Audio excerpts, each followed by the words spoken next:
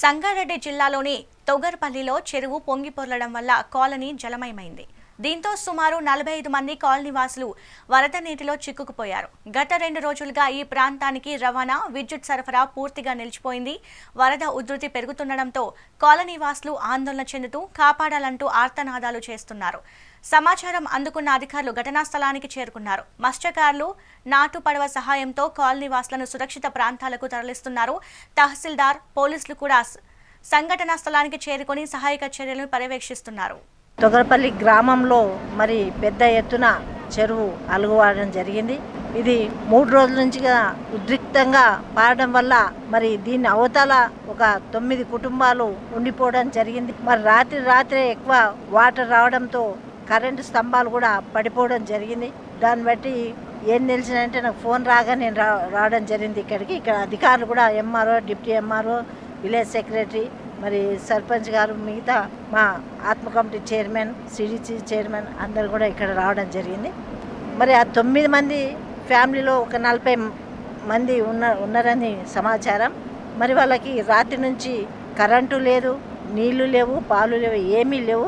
కాబట్టి ఆ పరిస్థితిని బట్టి అధికారులు మేము కూడా ఒక బోటును తెప్పించేసి మరి ఇప్పుడే ఒక 10 మందిని అక్కడ నుంచి తీసుకురావడం జరిగింది. వాళ్ళకు అధికారులు కూడా ఏర్పాట్లు చేస్తున్నారు. ఎంఆర్ఓ చెప్పారు. హై స్కూల్లో వాళ్ళని అవకాశం, వాళ్ళకి పండుకోవడానికి నివాసం చూడడం జరిగింది. వాళ్ళకి కావాల్సిన ఏర్పాట్లు కూడా మరి ఫుడ్ కానీ ఇంకేది అవసరం ఉన్నా కానీ అన్ని ఏర్పాట్లు కూడా అధికారులు చూస్తున్నారు.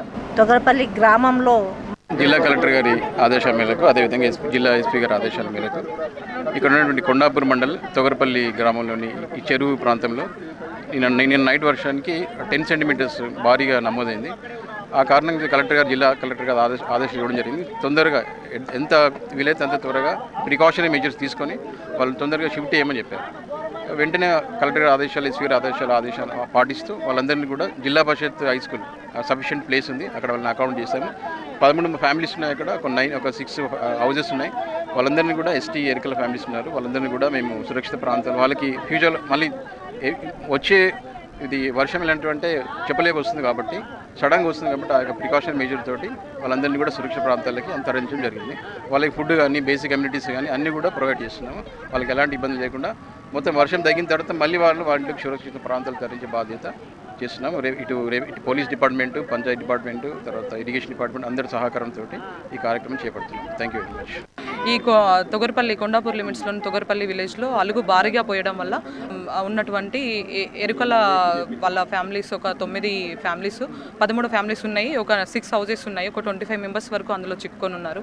వాళ్ళకి కరెంటు కూడా నిన్న ఈవినింగ్ నుంచి కట్ అయిపోయింది. సో ఈరోజు ఎర్లీగా వాళ్ళని ఎలాగైనా అంటే మా జిల్లా ఎస్పీ సార్ ఆదేశాల ప్రకారము, at the same time collector madam ఆదేశాల ప్రకారము వాళ్ళని తొందరగా ప్రికాషనరీ మెజర్స్ తీసుకొని అట్లాంటి ఏమైనా ఇష్యూస్ ఉంటే ప్రికాషనరీ ప్రకారం వాళ్ళని వేరే ప్లేసెస్కి షిఫ్ట్ చేయమని చెప్పడం వలన ఈరోజు రెవెన్యూ యంత్రాంగం సహకారంతో బోర్డ్ సిస్టమ్ను ఒకటి తెప్పించుకొని మనం వాళ్ళని తీసుకొని తొగరపల్లి గవర్నమెంట్ హై స్కూల్కి పెట్టడం జరుగుతుంది. ఇప్పుడు నుంచి అంటే ఫర్దర్ రాబోయే వర్షాలను దృష్టిలో పెట్టుకొని వాళ్ళని ఎంతవరకు వీలైతే అంతవరకు అక్కడ ఉంచేసి మొత్తం అంతా క్లియర్ అయిపోయిన తర్వాత మాత్రమే వాళ్ళని వాళ్ళ ప్రాంతాలకి పంపించడం జరుగుతుంది. ఇప్పుడు సార్ మాట్లాడారు దాని గురించి, అంటే దాన్ని టెంపరీగా కాకుండా పర్మనెంట్ సొల్యూషన్ ఏముంటుంది అన్నట్టుగా బ్రిడ్జ్ కట్టడం గురించి సార్ ఏదో ఆలోచించారు.